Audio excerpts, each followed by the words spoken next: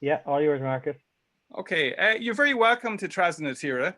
I'm your co-host Marcus Howard of Facebook and YouTube's Easter Rising Stories, and we have a great talk for you tonight, In Search of Ireland's Republican Dead, by historian Colum Róisín, and we're also joined by Shane Waters.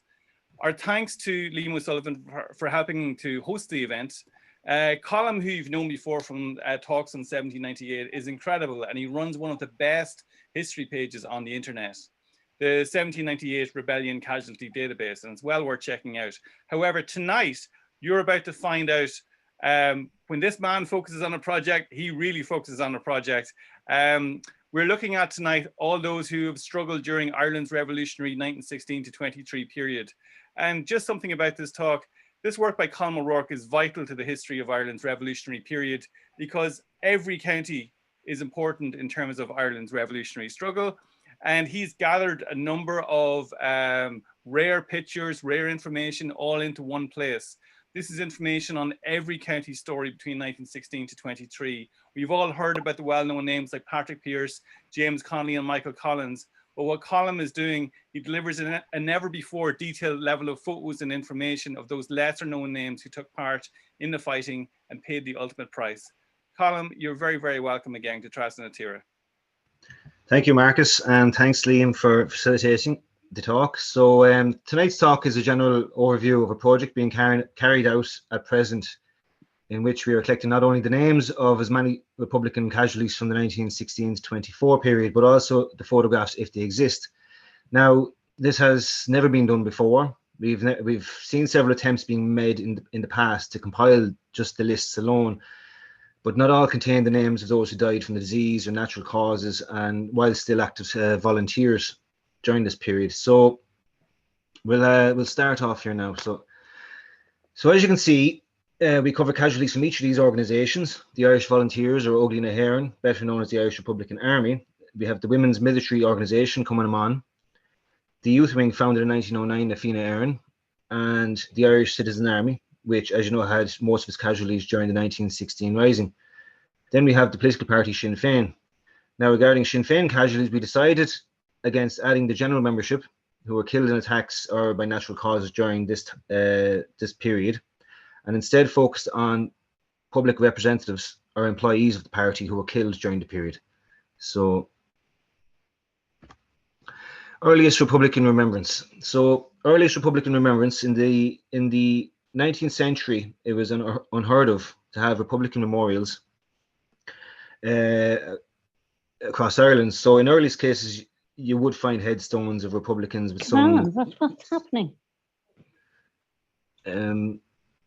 You would find some headstones of Republicans with some contentious inscriptions to highlight their politics. So, an example, I mentioned it in one of my talks on the 1798 rebellion in Rathcormac in County Cork. You'll find the grave of the Dahills, who were executed in 1798, and there was an inscription of what died. The person died a martyr, but this was scratched off by local loyalists when after the stone was erected.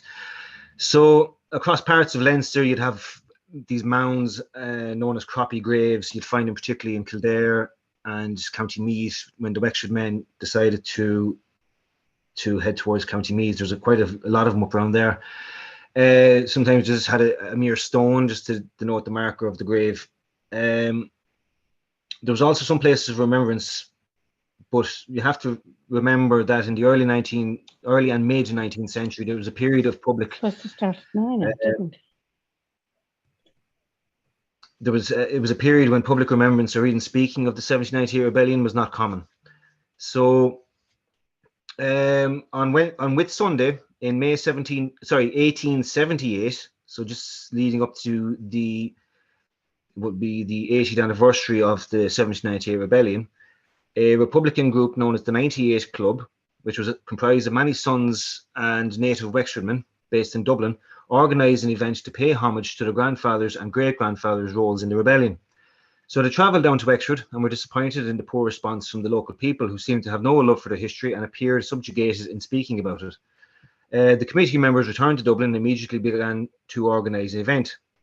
We have to remember that in 1878, many still feared to speak of 98.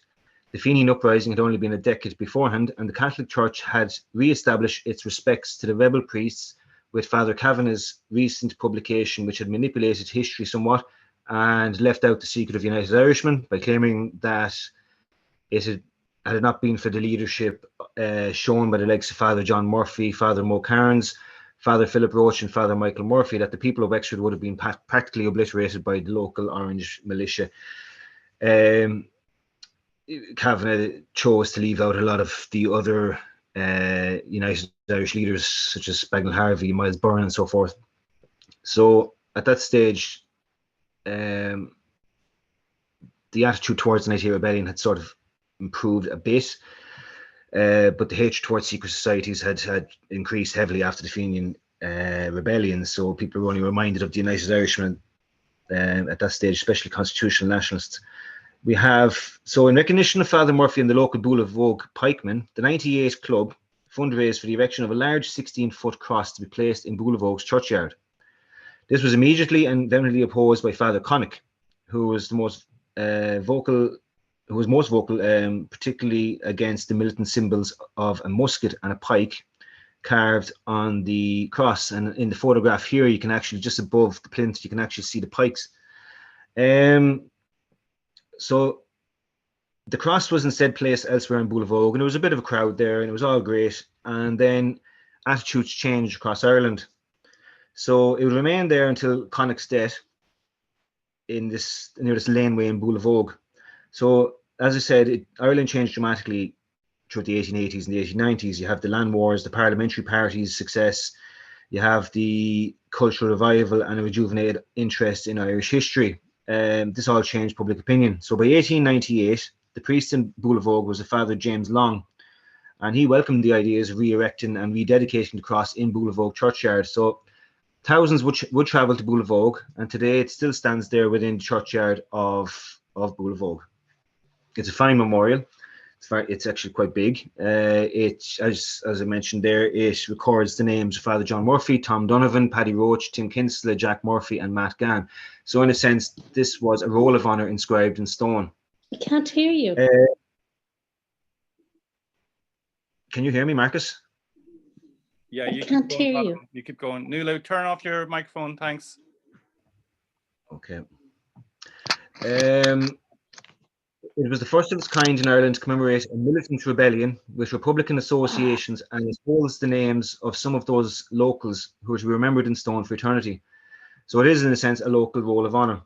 Also pictured here is the Dwyer headstone in Waverley Cemetery in Sydney, erected in 1898, which contains dozens of United Irish names on its rear wall, most of whom were executed during the rebellion. It also contains a memorial plaque dedicated to the 1981 hunger strikers. So you can see that by the turn of the century, reverence was being offered to the dead martyrs of the past. A new wave of memorials and statues were erected across Ireland in the 1890s and early 1900s, with many containing the names of local martyrs and heroes from 1798, 1803, 1848, and 1867. So the connecting of these uprisings was defined in the text of the 1916 proclamation. In every generation, the Irish people asserted their right to national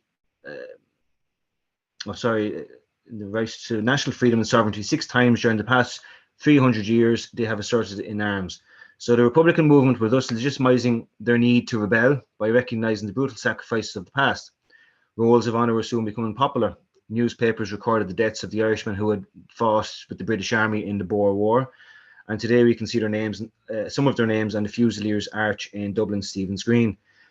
The Great War would see pages of newspapers filled daily with photographs and short stories about those killed on the Western Front or Gallipoli, and those names would eventually be entered into a large roll of honour for that particular event.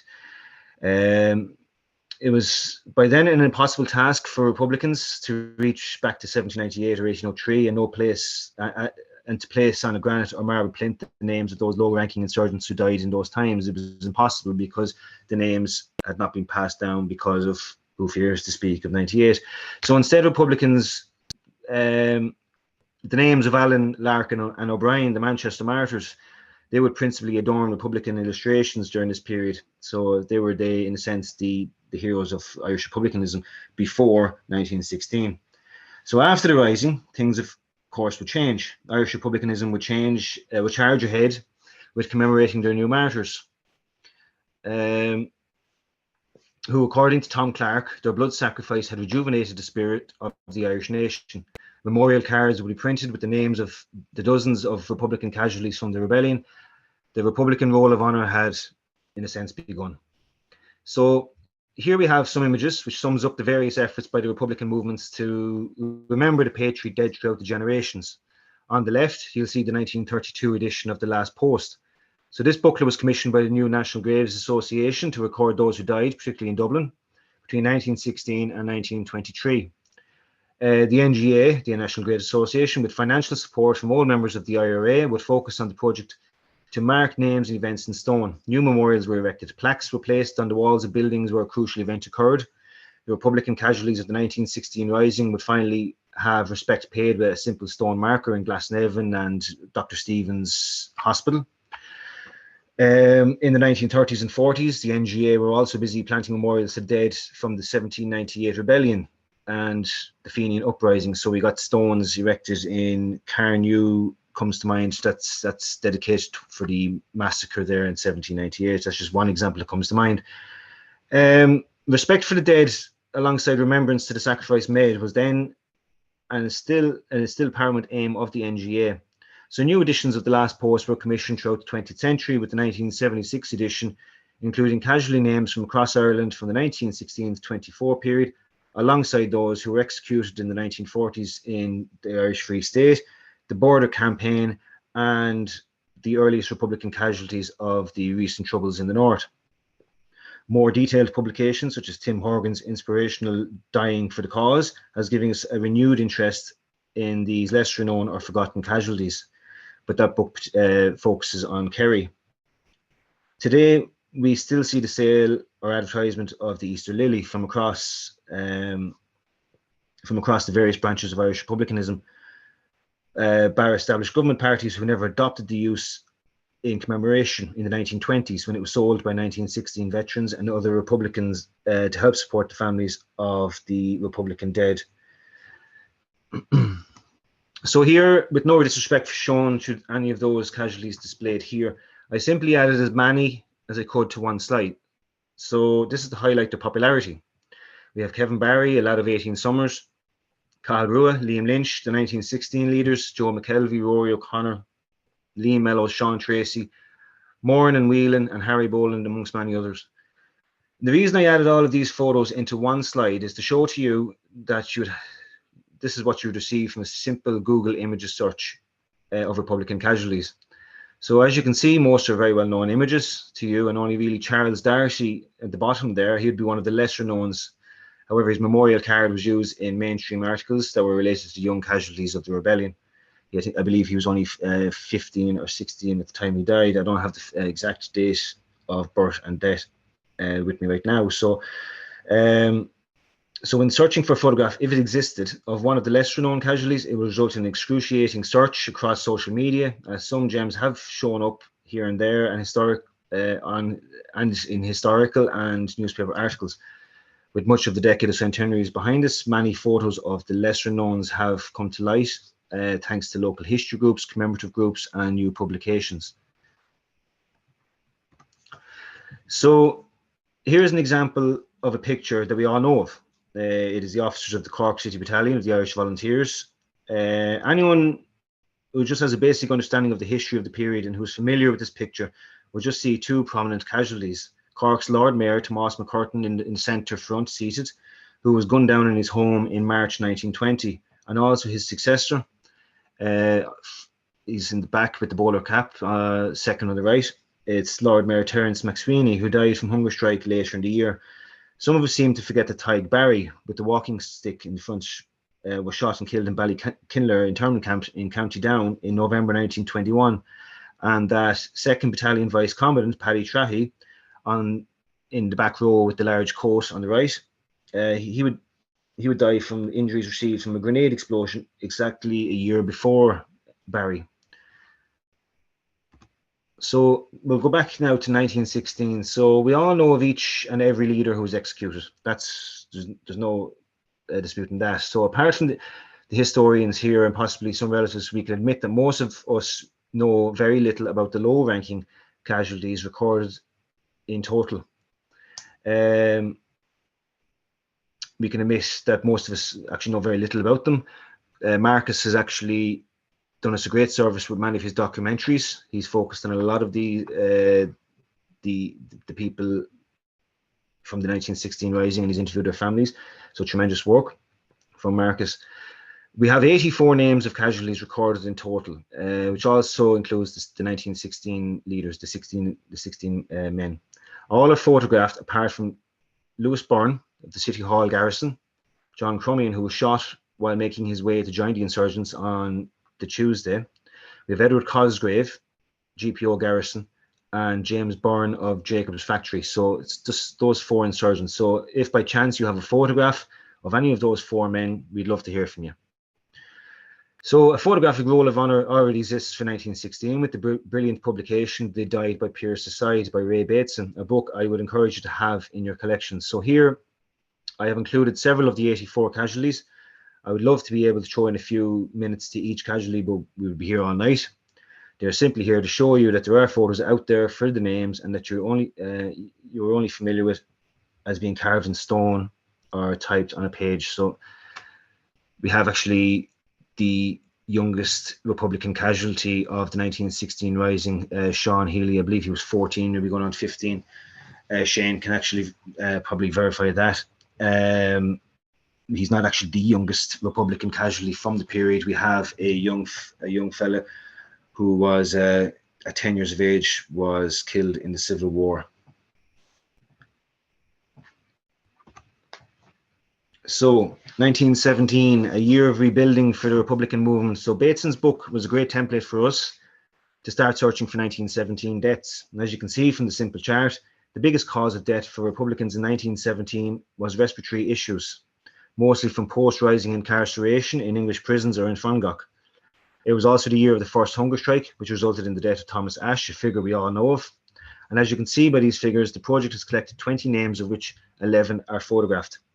The infamous necrology wall in Glasnevin only contains 2 Republican casualties from the from this year, and the 1976 edition of The Last Post has only 14, with Jack O'Reilly of the Galway Brigade incorrectly added. O'Reilly actually died in September 1916 and was buried in his native Tralee. So while I was mentioning it, it was worth noting, that resources were not readily available to the researchers who compiled The Last Post years ago. So you can't really blame them. In some cases, they would have only had to rely on memorials or a cloudy memory for some of the casualty names. So if anybody has any questions, just write them in the chat box there regarding any of these slides, and Marcus will read them out to me towards the end. And I'll get back to you. So here we are now. 1918 was the year of the German plot, the Westminster election, and of course the Spanish influenza. You can see the respiratory figures have an increase in 1918 compared to 1917, with most of the respiratory cases being obvious Spanish flu deaths, particularly at the end of the year. So we have like Richard Coleman, Matt Farrell, Seska Trench, Sean Ellis, and others would succumb to the disease. So these figures are, of course, incomplete, as we have yet to delve more into what is known as the Black Flu across many of the witness statements. We have 8 who died from gunshot wounds, some accidental and others from the RIC. John Ryan of Newmarket-on-Fergus, County Clare, being one such casualty. 1918 also saw some of the first post-1916 casualties from action. Richard Lade and John Brown of the Kerry Brigade. They were killed while attacking the RIC barracks in Gorthatley, not sure if I'm pronouncing that right, in County Kerry. That was in April 1918. You will also see things were heating up in other fronts. So Seamus Rafter, who's photographed at the top there of the photographs there in his uniform, he was a 1916 veteran from Enniscorthy. Well, he wasn't from Enniscorthy, but he was in action in Enniscorthy. He would die in 1918 from wounds received while manufacturing explosives. We also have at the bottom Josie McGowan, who received a baton blow to the head and would die the week later, but her death registration notes that she died from pneumonia. So possibly the Spanish flu. It's a bit of a confusing one. We have Matt Parnell, bottom left. His pension file states that he died from injuries received during a fall from the 1916 Rising. His death registration claims he died from TB or something, a respiratory issue. So here we are now. So this is a case study. I'm just throwing in here from 1918. This is a photograph that was sent to me by Kieran O'Donoghue, with many thanks. It's Captain Thomas Kelleher of the Liscarroll Company of the Cork Brigade Irish Volunteers. He was born in March 1897 in Killinane, Liscarroll, County Cork. He died on the 16th of December 1918 from Spanish influenza. So he's buried in Springfield Graveyard in County Limerick, just over the border. Here's another one, John Thomas Furlong, volunteer of C Company, 2nd Battalion, Dublin Brigade, Irish Volunteers. He fought in Jacob's biscuit factory in 1916. And on the 7th of August 1916, he married Kathleen Carney, sister of Padder Carney, the author of the Irish national anthem, Laochra na Bhín. Well, it's the soldier's song. They had two sons. One was named Sean Furlong and the other was Roger Casement Furlong. So John would actually die from the Spanish influenza on the 2nd of October 1918. He's buried in Glasnevin Cemetery, unmarked.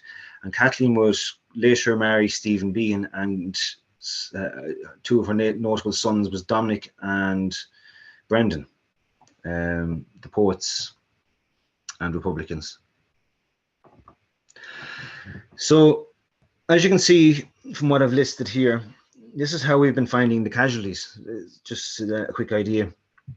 The military service pension files have helped us form an initial list which Shane carried out, which we also correlated alongside the last post, the dead of the Irish Revolution, and localised rolls of honour from across Ireland, particularly those on memorials. We also have to give credit to John Dorney, who gave us help with lists of the Dublin Brigade's casualties, and from Limerick, the Republican casualties of the Civil War, and also to Thomas McCormick from County Cork, who helped us with some of his notes from County Cork, so I'll have to mention them also. So to help us find the forgotten casualties, we searched across many avenues, such as newspaper obituaries and funeral notices, and of course the nominal rolls across each army division. That's a tremendous task, trust me. For those of you who are familiar with these rolls, you'll notice, for those who are familiar with the rolls, you will notice that many contain names with deceased beside it. So having started going through these rolls, it would be fair to state that most died in the period after the Civil War, right up to the mid-1930s when these lists were compiled. However, we did find some who died from ill health during the Civil War and some accidental shootings when we compare these names to the death registrations on irishgenealogy.ie. You can see here an example, John Daly. On the right-hand side, it's a list from A Company of the Limerick City Battalion of the Mid-Limerick Brigade. Of the Limerick City Battalion of the Mid-Limerick Brigade. And you'll see there that John Daly is recorded as April 1920. So myself and Shane had a look back into the 1920 deaths. We couldn't find them. So we just put in 1919 to 1921. Lo and behold, we found him there. So he was from Blackboy Pike in Limerick City. He died on the 13th of September 1919. He was a pork butcher. He was 20 years of age and he died from enteric fever. And we verified this, and we found his funeral, a recording of his funeral in the Limerick Leader from the same date. So it's just one example of how we go about searching for these forgotten deaths. John Daly is not mentioned on any other Republican roll of honour, or even in Limerick on their roll of honour. So here's just this is an example of how we're producing. We also get great help from Irish Rebels Restored. Tremendous graphics from that page. It's just excellent. But this is just how we're, myself and Shane are just dealing with our notes at present. So we have, here's an example, Thomas McDonough. He was a New York born Irish. He was in the IRA. He died in County Roscommon.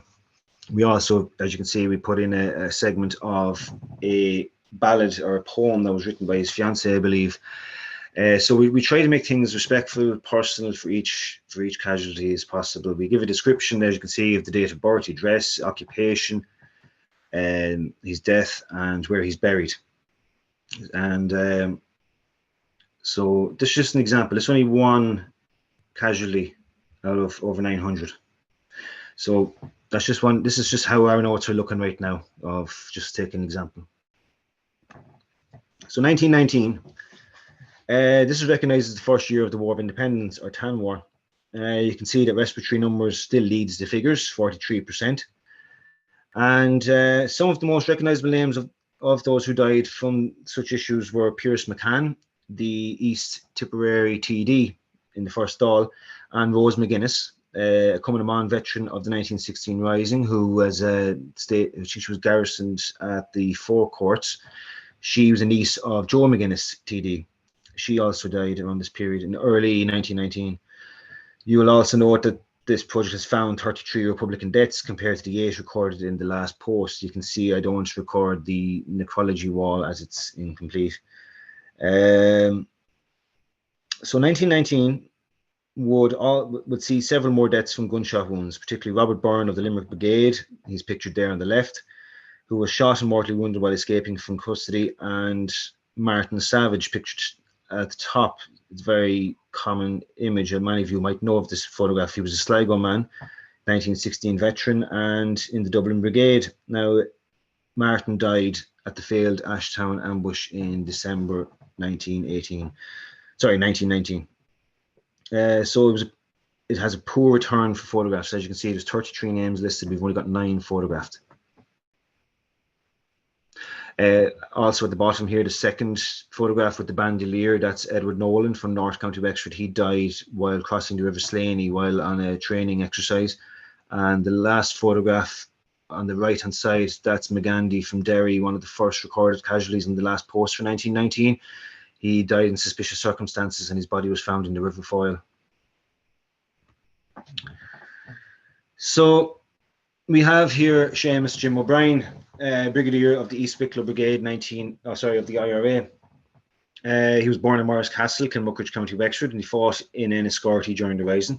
So he was a grocer and he was residing in Rathdrome, County Wicklow. And in February 1920, there was an altercation with the RIC and he was shot dead. Now, some of you might notice the building on the left with the grey van in front is the post office. Just below the window and above the door, you'll see a plaque on the wall, and it just commemorates Jim O'Brien.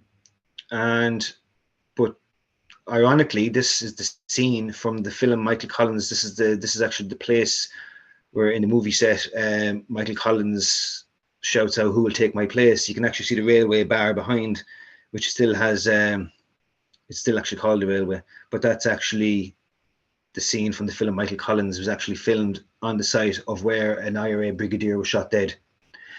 If you look closely in the film, you'll see the building, which was owned by Seamus O'Brien, but I'm not sure if you can see the plaque or not. Maybe Hollywood were brilliant with hiding the bit of graphics there to hide the plaque.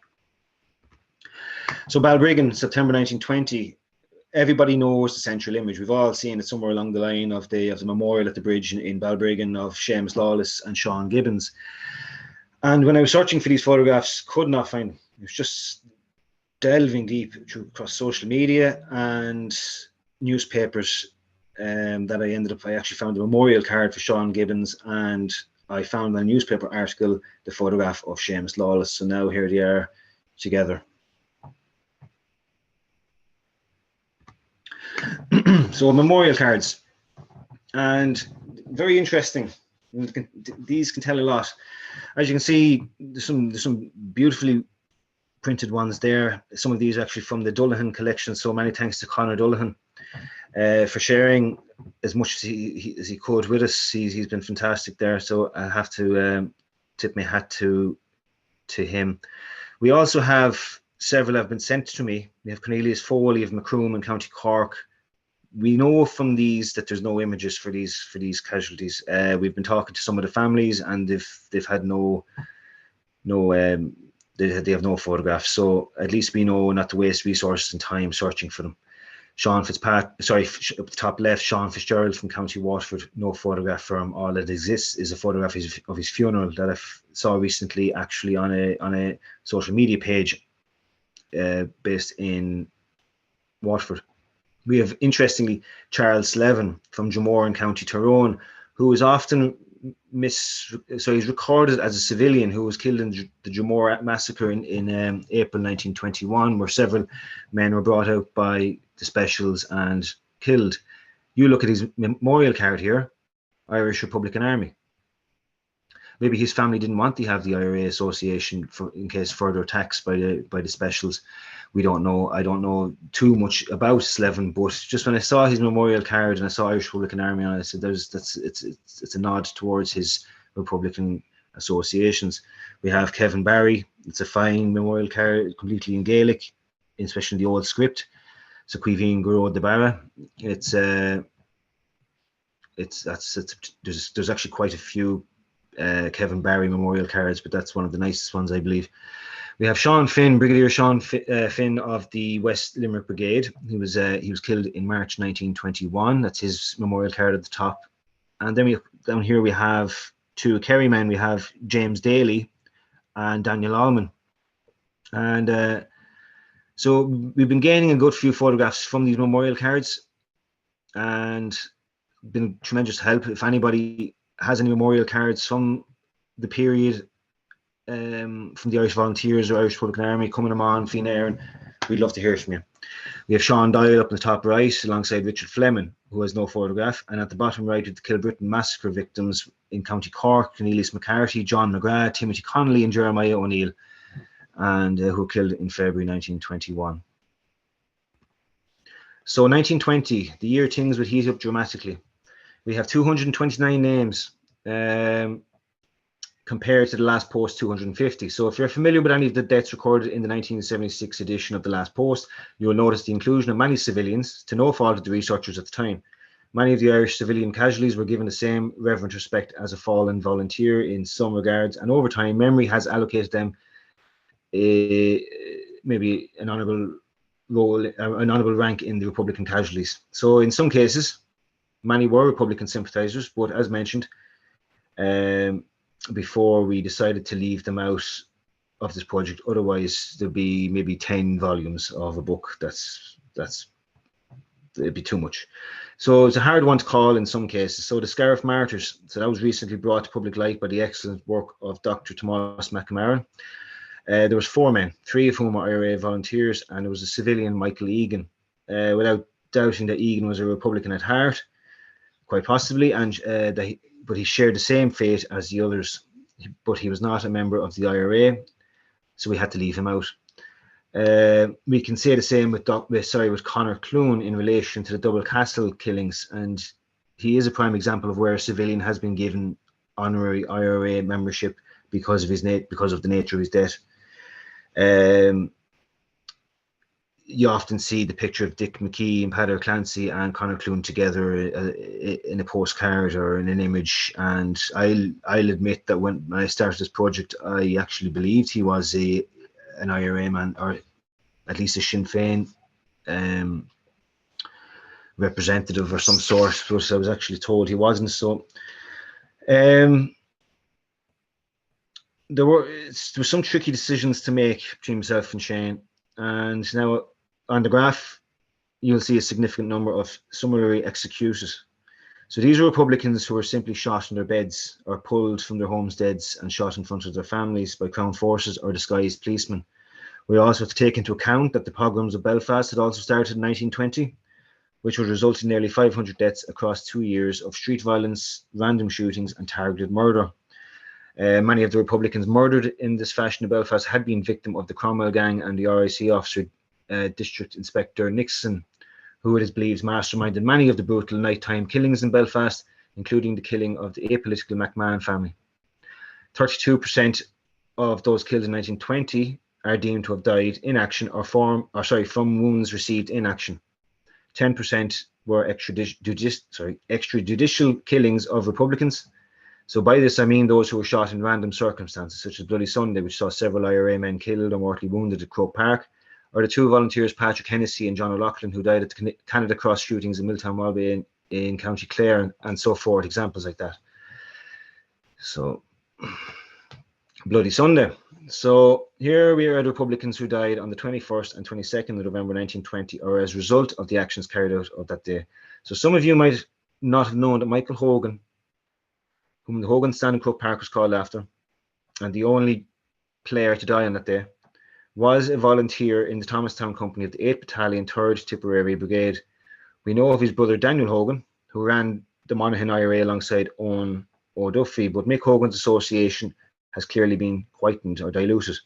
So he received a firing party at his funeral, which included his fellow teammate, Jackie Brett, whom I will discuss next. Hogan's association with the IRA was obviously diluted over the years to strengthen the opinion that he was an innocent civilian. Beside him is Section Commander Thomas Rourke Ryan from County Wexford of the 1st Battalion Dublin Brigade, who ran onto the field to give Hogan the act of contrition and was himself shot dead. You'll also see the images of Padder Clancy and Dick McKee, who were killed in Dublin Castle by auxiliaries. So just a quick slide to again show you another example of where Republican casualties have been forgotten. So here is the Tipperary team that played in Croke Park against Dublin on Bloody Sunday. For anyone like myself who was not familiar with the history of this team, you might not know that two of the players of the team would be dead by the end of 1923. I have pointed out Jackie Brett. I've mentioned Jackie Brett. He died from accidental gunshot wound in the later stages of the War of Independence. And at the top there, Jim Egan, who died from wounds received in action against the National Army in 1923.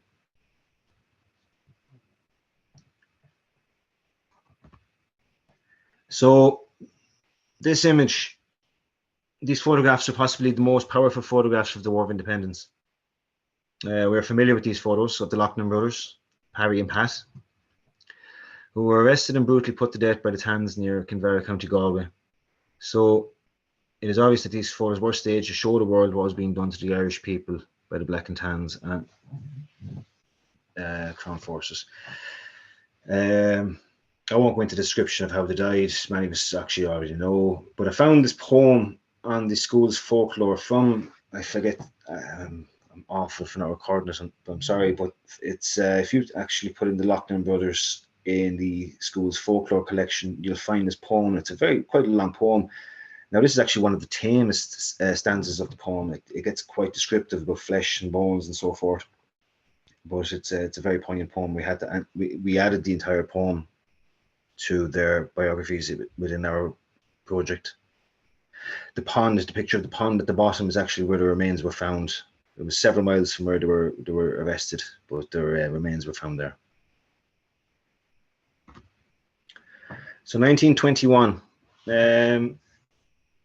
1921 would intensify. The War of Independence would intensify.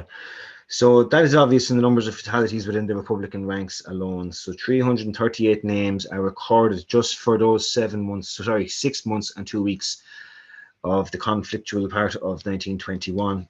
218 are photographed. 42% of the names that we have were killed in action or wounded and died from wounds received in earlier actions. So these figures would include the casualties from Clonmult, Kilmina, the Custom House, Selton Hill, and other engagements across Ireland. 7% were executed. So the majority of the executions carried out in the War of Independence were carried out in Dublin and Cork throughout 1921. 22% of those summarily executed is still defined as being shot in the beds and so forth. Has been handpicked and assassinated. The majority of these in 1921 were actually in the northern counties, particularly in Antrim and Armagh. Some of the photographs we have here, just to pick out several, we have Pat Walsh on the top row in the centre. He died from wounds received in action against Crown forces in May 1921. We have McGee on the right from the Cooley Peninsula in County Louth on the top row. It's just actually, all these photographs are familiar, but there's so many I'm actually forgetting their names, and apologies now for that. But McCarran in the uniform with the peak cap in the centre row from the Dullahan collection. He was killed in action in County Donegal near the Barnesmore Gap. So the Custom House casualties, 25th of May 1921, and I got these photographs from the website customhousecommemoration.com, a tremendous website. Some of you have probably been following the Custom House talks recently, which were facilitated by Micheál O'Duvlin and Liz Gillis, tremendous talks. So here we have the casualties, and thankfully they're all photographed. We have the O'Reilly brothers, we have Edward Dorrans, and volunteer Sean Doyle, who died several days after the engagement from wounds received. These were all men from the 2nd Battalion Dublin Brigade. And the image on the left of the boy, or the young man that's been shot, is believed to be volunteer Daniel Head. As you can see, his comrades are being marched off under arrest. It's quite a striking photograph. I would rank it up there with the Lochnam Brothers photographs. So we cannot forget the comrades of the Cumann mBán, and not many died. Very few actually died in action. We could say that Josie McGowan died as a result of action from receiving the baton wound to the head. We have Margaret Keogh, who was actually shot at the time of the truce. And I mentioned earlier Rose McGuinness, niece of Joe McGuinness, who died from a respiratory issue. There's other names also. We have Agnes McNamee from Cork Street in Dublin. She died from phthisis. I'm not sure if I'm pronouncing that right. In January 1922. We have Margaret McElduff from Carrickmore, County Tyrone, who died on the 31st of May 1922. We have Margaret McEnany of Derry City, who died on the same day from accidental gunfire in Burnfoot, County Donegal. And also, jumping ahead, we have volunteer Margaret Ada Hartney from Limerick, who was killed by shellfire in Adair, County Limerick on the 4th of August 1922. So we're actually trying to find more. Like, I'm sure there was many more Cumann mBán members who died from respiratory issues or from other diseases or ill health. So if you know of any Cumann mBán casualties, please let us know. So the truce period. It is fair to say that the truce casualties have been understudied and many forgotten. We have to applaud the efforts of the military archives in their focus on the truce deaths on their website. 174 names, 37 are photographed. So the truce period is actually letting us down. On the left, you see Sean McCurtain, a forgotten casualty. He's brother of Tomás McCurtain. This picture was sent to me by Greg McCurtain, and he died in February 1922 from pneumonia, I believe, but it was from incarceration. He was only released several weeks before he died. So he even looks like his brother Tomás. You have on the right Captain Hugh Britton of the Donegal Company, Donegal Town Company. This picture is owned by Jack Britton, a descendant. Hugh was shot dead on the street in Donegal by a British soldier who had gone AWOL. It was during the truce period, actually. A British soldier from Fianna Camp, I believe. I could be wrong. If Jack is on tonight, maybe you could add some extra information on the chat box, please. It'd be great. So yeah. So when compared to the photographs available for the 1920-21 casualties, it is obvious that those who died during the truce were not afforded martyr status. 45% died from ill health, 7% died from having died from inaction, and the majority of those who died in action were from the north. We get some more death in action in the later stages of the truce when relations between the IRA and the National Army started to crumble. 15% were accidental shootings. So we have to remember that the IRA had not dumped their arms during the truce, and there were still moments of poor discipline and also ill experience, as many thousands of new recruits flocked to the IRA during the truce. So there was a lot of training that was going on at that time. Okay, so the Irish Civil War. Now, I as I mentioned before the talk began, we're only starting on the Civil War now. So technically, we've a strong 1916 to the end of the truce project. This just needs a bit of tidying up and tweaking here and there. The Civil War, from the list that we have, that Shane compiled, we have 488 Republican casualties recorded, including several more that have been sent to me. 121 casualties recorded from the end of the Civil War, May 1923, right up to December 1924.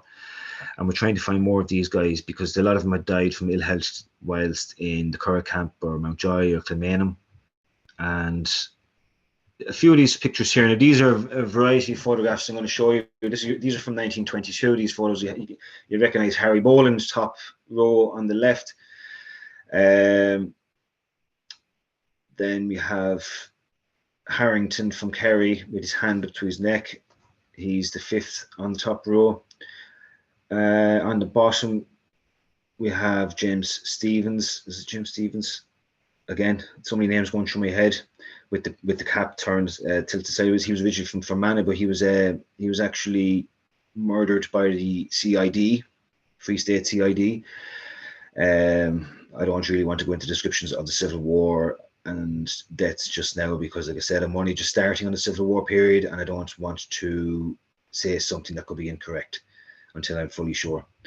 We have Erskine Childers, who was executed in November 1922, also, and Harry Brazier right beside him there, second on the left bottom row, from Limerick. So there's a few who died in action and a few who died in brutal circumstances. 1923. Here are a mixture of photographs. And just before I continue, a lot of these photographs I'm showing, I have no fear of showing the entire project to you whatsoever.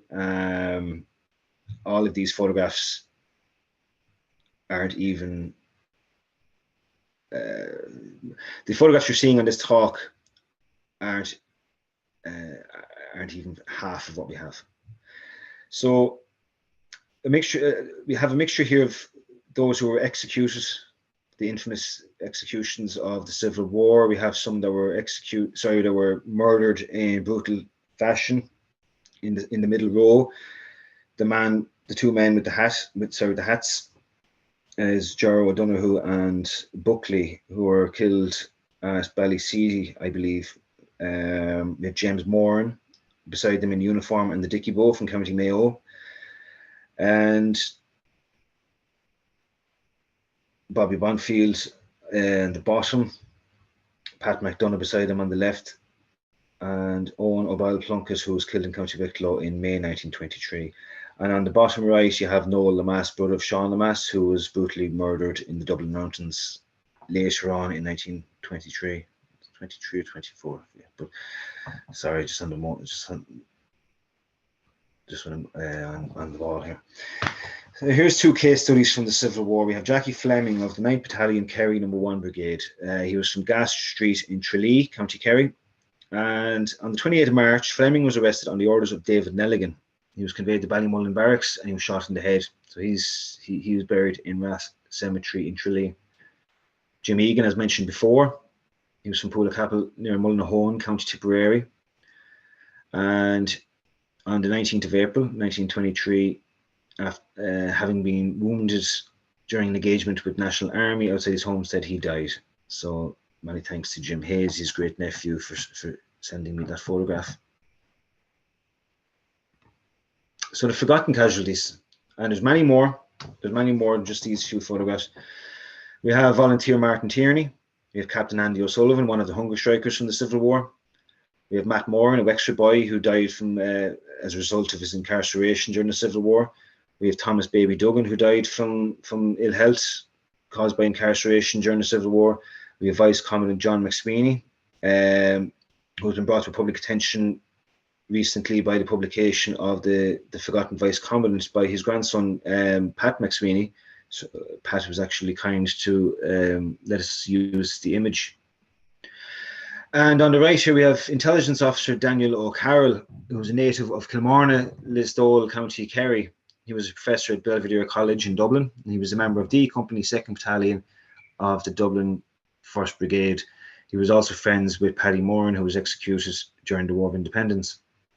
So Carroll contracted TB during the Civil War, and he ended up emigrating to Australia so the climate possibly could help him. He died on Christmas Day in 1924, and he's buried in South Brisbane Cemetery in Brisbane. So I'm going to pass it over to Shane now. Is that okay, Marcus? Yes, that's no problem. Yeah, Shane, come on ahead in. I'll just see if we can get you unmuted there now. Yeah, just unmute yourself there, Shane. Should be unmuted. And so, right, so excellent talk by Colum as always. We're finding near the end game of this now. So this picture here is a very interesting one given to us by Catherine Duggan. Catherine, believe by a complete coincidence, is actually my cousin by marriage. I messaged a local community page on the other end of the country, and then the Duggan family messaged back. Small world. Anyway, so this picture here, as you can see, there are 5 men there. Each of them was born in the 1890s in the Broadford area. Each of them, just same generation anyway. All of them joined the IRA between 1915 and Irish Volunteers anyway, 1915 and 1917. All of them were dead within an 8-month period between June 1920 and February 1921. Firstly, of Mortimer Duggan. Mortimer is my cousin by marriage, twice removed or some bizarre thing like that anyway. Mortimer was shot in the back in November 1920 while fleeing from a pub. The exact circumstances are disputed, like they always are, whether or not there was a warning shouted, etc. But there's Mortimer. Also, we know from the family he was referred to as Murphy Duggan. That wouldn't normally be in a history book, but we're trying to also include nicknames as much as we can to emphasize that these were real living people. They weren't just names in stone. Then you have Danaher, and yeah, we'll do these 3 first. No, we'll do Boyce first, right? So Boyce there in the dead middle. Boyce was shot in February 1921 while at home. He was tending his horses, and as always, circumstances are disputed. According to the family, he was shot without warning. It's believed he might not have actually heard the warning, but Boyce was sadly killed. And then Danaher, Buckley, and Brennan all died at Drumcolliher Courthouse in June 1920 when the building went on fire while they were burning it down. They were trapped inside while their comrades believe it had been a successful operation. They'd simply left them behind before realizing the terrible truth, had returned. Buckley died on the day because he was trapped behind a wall, and Brennan and Danaher died on the following day. Colum, do you want to move to the next slide? Yep. And here, of course, they're all buried in the one grave in, I can't pronounce it, I believe it's Killahowlohain, but they're buried together, and they're known as the Broadford Martyrs because Broadford. And this is an interesting part of the project as well that we're trying to work very hard on, that the graves are often Republican plots. They're often buried together. They're not necessarily though, but it's important as well for the progress of remembering them to know where to remember them. We're finding a lot of cases where graves have been forgotten. We've only found them in the original burial reports where they actually are. We're hoping to narrow it down further in some cases because we're dealing with what was then the new graveyard 100 years ago, now obviously the old graveyard. While we're here, I suppose I should also deal with another issue we're facing in that a large amount of the time we're dealing with, a local example would be the Salt Mills Martyrs. They're always listed as G Company 2nd Battalion South Wexford Brigade IRA. They died in October 1920 when an accidental explosion killed the 5 of them. The problem is they weren't G Company 2nd Battalion South Wexford Brigade. They were 1st Battalion Wexford Brigade. The 2nd Battalion the South Wexford Brigade wasn't formed until just a month after they died, but they weren't in that unit. So this is an interesting contradiction for us. What do we do when we're essentially applying retroactive history in many cases, where like men have been assigned to units that they were never in, they couldn't have been in. So we're having to work very carefully through the BMH statements to fix this issue, especially in Galway, where there's a great deal of debate in the statements as to when a brigade was formed. Michael Moran, for example, is usually listed as North Galway Brigade, which he was, but then there are others such as the Lochnam Brothers are also listed as being in a brigade that at the time simply didn't exist. Colum, anything more you think I should cover there? No, not much. No, I'm just going to just put this here now. This is an appeal for anybody watching here tonight and anybody who watches the video on YouTube. This is an appeal for photographs, memorial cards, and local contemporary ballads for the fallen volunteers. So if you do by chance have some information or a picture or a memorial card, please get in contact, and you can email me there at 1798rcd@gmail.com. This is an important project. It's never been done before, and the longer we leave it, it's going to get harder, because every generation after us, the association with a photograph, the name attachment to a photograph will possibly disappear. Photographs will be lost or burned or accidentally or whatever the hell could happen. And quite a few have been lost in the past, as is. Families have died out or emigrated, and so now is the time to record these. I've added these two photographs, and on the left we have Seamus O'Toole, a combatant of, I believe it's the 2nd or 3rd, Shane, you can correct me, 2nd or 3rd Battalion Carlow Brigade. He was killed in Michael in County Carlow. Today is his 99th anniversary. He died from wounds received in action with the National Army 99 years ago today. On the right, we have Jack the Master Ryan from County Tipperary. He was an officer within the 3rd Brigade of the Tipperary Volunteers. It's his anniversary, I believe, on the 12th of October. He died from ill health, from pneumonia, I believe it was, from so many months being on the run. That picture was kindly given to us by his nephew or grandnephew. Forgive me now if I'm mistaken, but it's Timmy the Master Ryan. So many thanks to him. And it's just, we will accept scans, clear mobile phone pictures only. We do not want originals. I can understand some people are probably fearful of sending a photograph and not getting it back. I completely understand. So if we'll accept scans, clear mobile phone pictures only, even a photocopy if it's clear.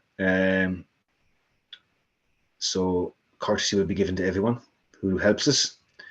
And just some experience, I can understand some people believing this project to be politically orientated or associated with a party and so forth. I can tell you it's not. We've had some families who refuse to give us photographs on that because of that point. Okay. That's their right to do so, and it's just unfortunate, but we are not politically associated. This project, is not politically associated with any party. It's being done for historical reasons. It's not being done for any other reason. It's been done so these men and women and children can actually be remembered in a dignified and respectful manner. Yeah, I think that's a brilliant point. Like, I don't think people realize just how important the research is that you've done, because I find with the War of Independence especially, it's very provincial, you know, like the people who know everything about Cork might know what happened in Louth. The people who know about Louth don't know what happened in Donegal or Mayo or Galway, you know what I mean? And you've amassed the whole thing together. We'll just throw a few questions open to you. What drove you to want to research this, and what was the most challenging element in your research? I can answer that. Shane probably have his own answer. For me, it was like I said to you before, Marcus. I didn't have the book on my shelf. Yeah. If the book's not there, I'm going to write myself. That's it. I know, but variety of points. Over the last 5 years, 5 or 6 years, there's been posts put up for so and so and so and so who died, and people have been putting up in their comments, here's a picture of my grandfather or great uncle who died, and I just said to myself, this hasn't been done. And I used to actually push Shane. Shane was actually co-admin of Irish Republican Memorials 32 before the page was deleted by Facebook here. It was last year. And I used to send pictures whenever I came across them to Shane, and I used to torment Shane, actually. So Shane, put that picture up on Facebook, you know. And Shane, being meticulous as he is, would put them up on the anniversaries and so forth. And it was a great page until Facebook had its wicked way. So I'd started it because I couldn't do 1798 because of COVID. I said, right, sure, look, all these photographs, a lot of these photographs are online. I'll go and have a look. However, I don't have the knowledge of 1916 to 24, only a generalized knowledge. I'm actually learning as I'm researching. I'm more associated with 1798, so I've had to put that on hold because of COVID. So I just jumped straight in onto this. No problem at all. Shane, what about yourself? What did you find anything challenging or? Oh, Shane's muted. Hang on. I just unmute him there.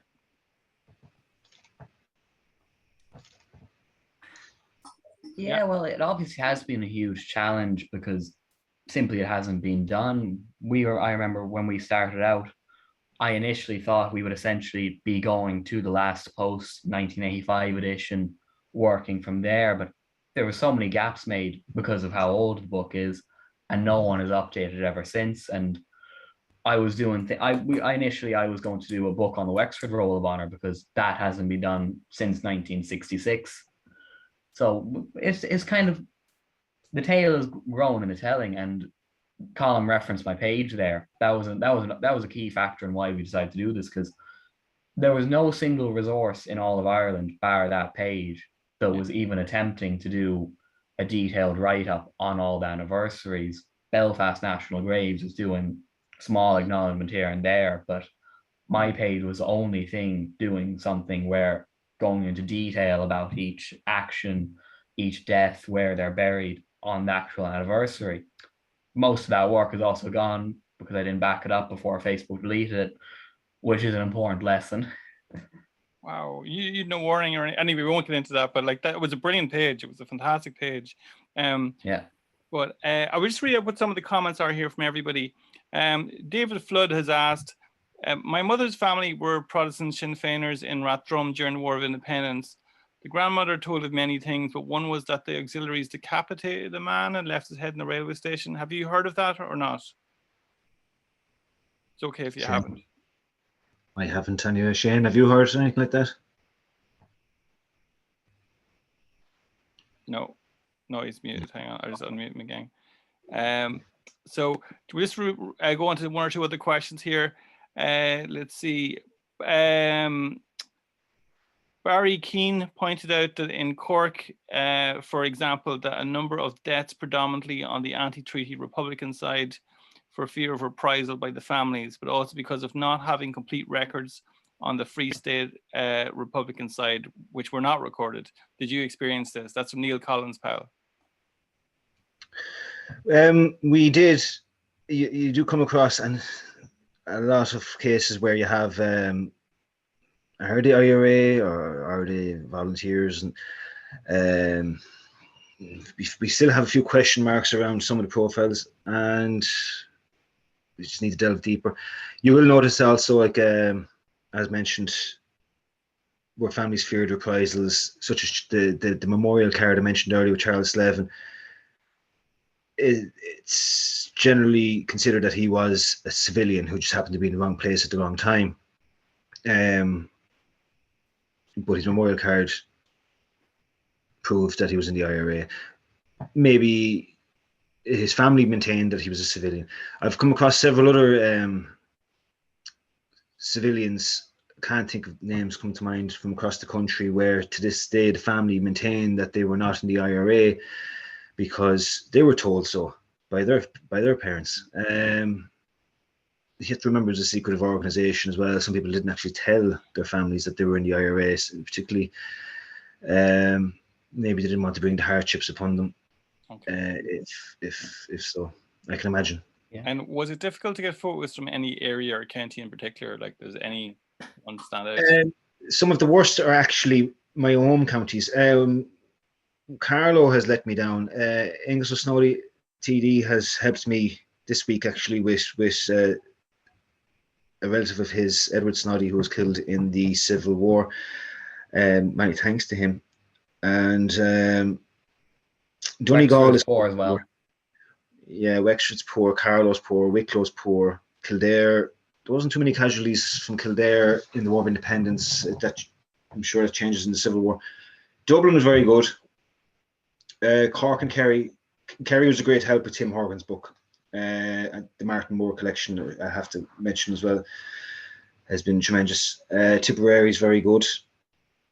Limerick is reasonably good. Galway is poor. The Roundstone Bay disaster where 5 or 6 IRA men from Clifton, is it Clifton, Shane? I'm not sure, but they were rowing to a brigade meeting and the boat sank. Like that breaks my heart. The 6 men, there's no photographs, unless, please God, there's somebody here from that area who knows of these men and has photographs or memorial cards, then please get in contact. Mayo is generally good. The Midlands has been poor enough. Some good.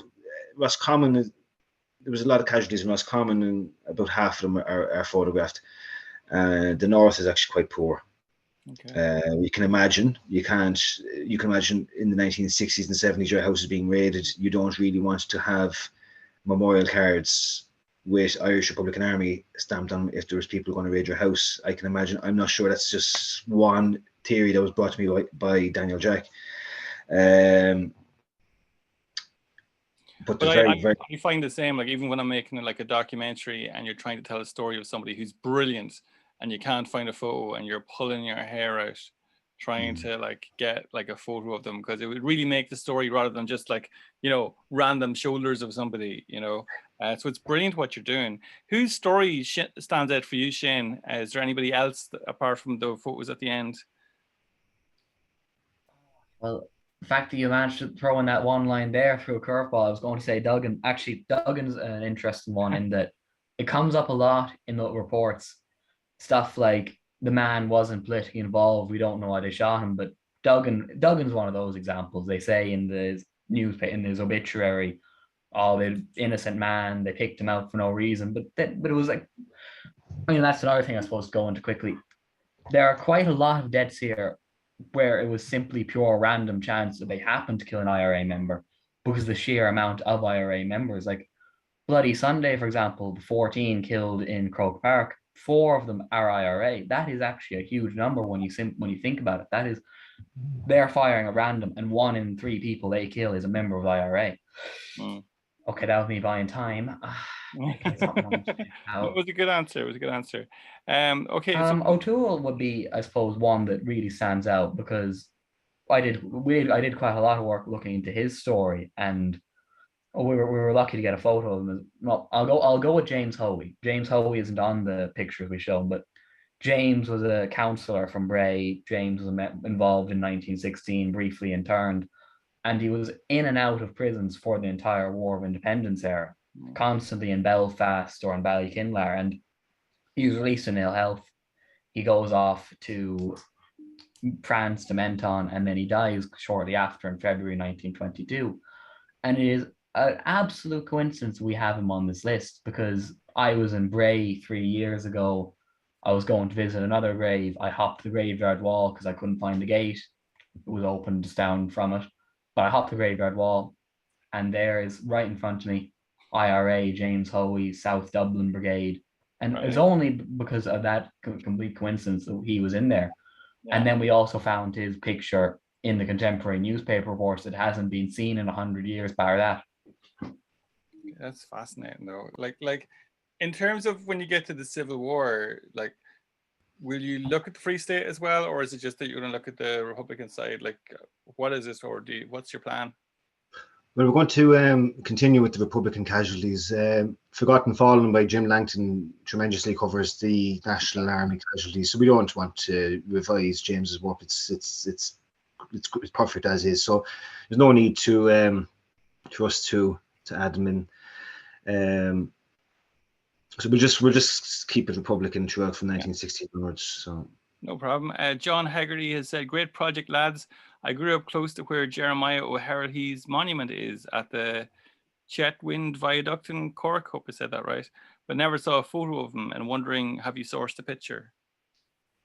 Jeremiah O'Harrelly? No, for him, we only have the memorial cross. Yeah, I don't believe there is a picture. Alana has said, "Fantastic as always."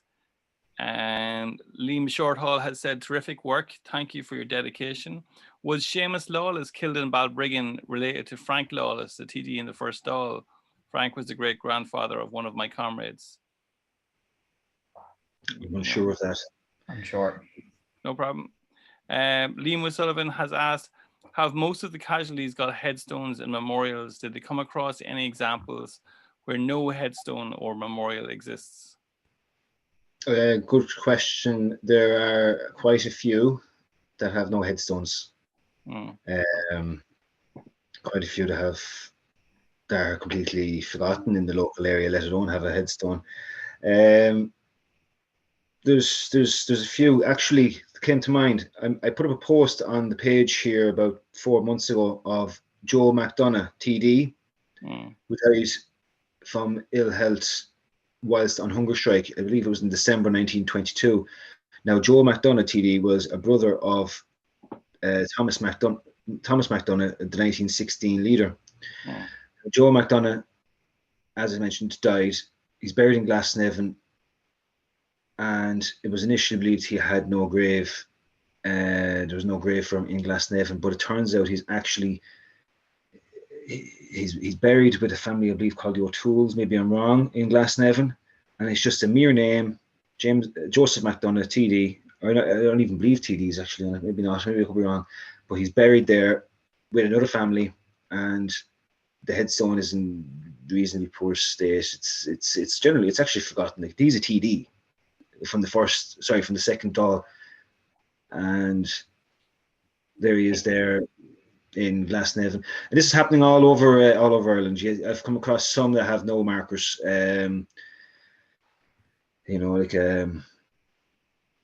Some aren't publicly known. It's very hard to find where they're buried, and unfortunately, not attacking the authors of the dead of the Irish Revolution, because it's such a tremendous task as is. They mention in some cases the burial places of the volunteers, but we found in some cases they've been wrong. So we couldn't really rely on that. We had to find it ourselves. But there's quite a few there on our project so far. We will clear them up where we've been trying to find where they're buried. Find the website findagrave.com has actually been very helpful. So fair play to everybody, to those people who go to graveyards and record headstones for our website. It's been a massive help.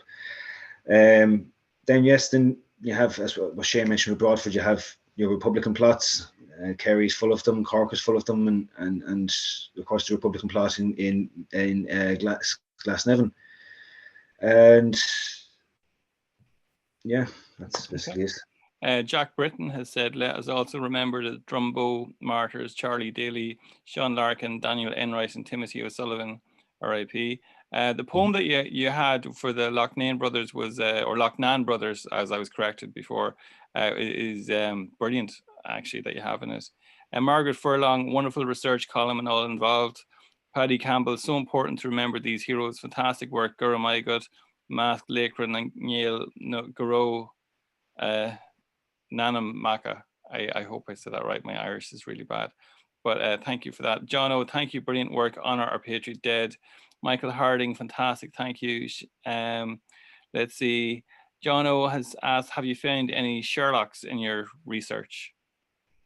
Yes. Yeah. Okay. There's two. There's two. Okay. I think there's two, yeah. Could be wrong. Okay, so maybe talk to them after, Jono. Des Dalton has said, courageous Colum and Shane on what is an amazing project, invaluable research and a gift for future generations. My Siv. Neve Hassett, what fantastic work, and thank you so much for doing this. Can't wait for the book. Jono has also asked, when is the book available? Marcus, has also asking, when is the book available? And Liam Sullivan has said you can support the book publication costs at the link in the chat there for GoFundMe. Okay, because it really needs to get published. Des Dalton has also said Joe Bergen, a sergeant in the Free State Military Police, was killed on the Milltown Bridge at Newbridge, County Kildare by the Free State Army because he's carrying messages for Republican prisoners on the Curragh. He would be an example of someone on the Republican Roll of Honour who is not a member of the IRA. He may have been a member of the IRB, but I've yet to verify that. And even there was a recent article, I think, where it was talking about people who actually were in World War I who had helped out the Republicans. That was published earlier on in the week. Jack Britton, the 4 Republicans killed at Pettigo, County Donegal, Flood McCanny, Carney and Deasley were to be buried in the workhouse in Oman, County Tyrone, but Donegal claimed them and they were subsequently buried at Clar Graveyard in Donegal town. And then admin here said Maham Lawless, Custom House fire was related to Frank Lawless TD. Willie, well done, everyone, great work. Colum, I will put you in contact with a man and may be able to help you with Carlo. And Francis Kane, Guru Maigov. Is there anything that, like, I mean, what do you hope to achieve with this book? That every house in Ireland will have it. That they all get to read it, and they all get to learn these stories, and they all don't forget them. That's the most important thing. I want to say it straight out. I'm going to be personal in the sense that the decade of centenaries has been excellent. The 1916 commemorations was excellent by all groups all across Ireland. Remembrance of the dead has been contentious, as we know, over the last few years, particularly with one grouping. And I have felt that to commemorate a Republican casualty, in some cases, not by all, you get a raised eyebrow. I'm not going to go into politics, don't worry. So I'm just going to just say that it's getting to a point now where I'll say straight out, where you see a volunteer or an IRA man or Cumann who died in 1921-22 is still being referred to as Irish volunteer. So is history being revised? I'm unsure. I'm not. You still see them as Irish volunteer. It's like they do not want to put the Irish Republican Army on them, yeah, in case it legitimizes so forth. I don't want to go into it because I don't want to be bringing trust in it here. No, but it has to be warts and all the history. Like, I mean, it is what it is. Like, I mean, and you can be like independent of everybody in telling your story. You just once it's told warts and all. I think that's what we've done as well. Like you mentioned the article of the British. So like we've recorded 29 IRA men from 1916 right up to the end of the truce in 1922. Yeah, 29 of them had British Army experience. Yeah. We have altogether 924 casualties, of which 503 we have photographs. So 54% of the project is photographed. But going back to the point, sorry, I just have to put that in before the laptop here dies. Before I mentioned to you in private conversation, Marcus, about Howley, the volunteer from Enniscrone. Yeah. The bridge, that issue. Like, it's coming to a point that remembrance of the dead is causing issues. The bridge, just for people who don't know, there was a bridge that was proposed to be called after an IRA volunteer who died in May 1921, and the local authorities said no, that it would offend tourism. Right. So is it coming to the stage that these men who died for what they believed for, are now being revised and rewritten out of Irish history because in fear of upsetting guests to the country? It's something that I would like to see happening. I think commemoration can become politicized, though, and I interviewed Father Michael Mallon, Father Joseph Mallon, son of Michael Mallon, and he said, keep the government out, do it yourselves. And that's what you've done. You've done it yourself. Like, I mean, you know, and it's far truer because you've done it through passion. Do you know what I mean? You're kind of, you know, mad for the history, as I am. Do you know what I mean? And it's really good. And same with yourself, Shane. Like, you know, your page is incredible. I mentioned you before, Marcus, with from my database on the 98 Rebellion, it's not the Wolfe Tones or the Lord Edwards. We all know with those guys. Yeah. Same with Pierce, Tom Clark, and and Rory O'Connor and Liam Lynch. It's the lesser known, the labouring class, the lower middle classes. These guys who went out, the sons of grocers, the sons of farmers, small farmers, the labourers, the cottagers, the guys that actually, the guys and ladies who went out to fight for Irish freedom. And now we won't go into civil war politics and so forth. We're not going to keep all that. I can't wait for it.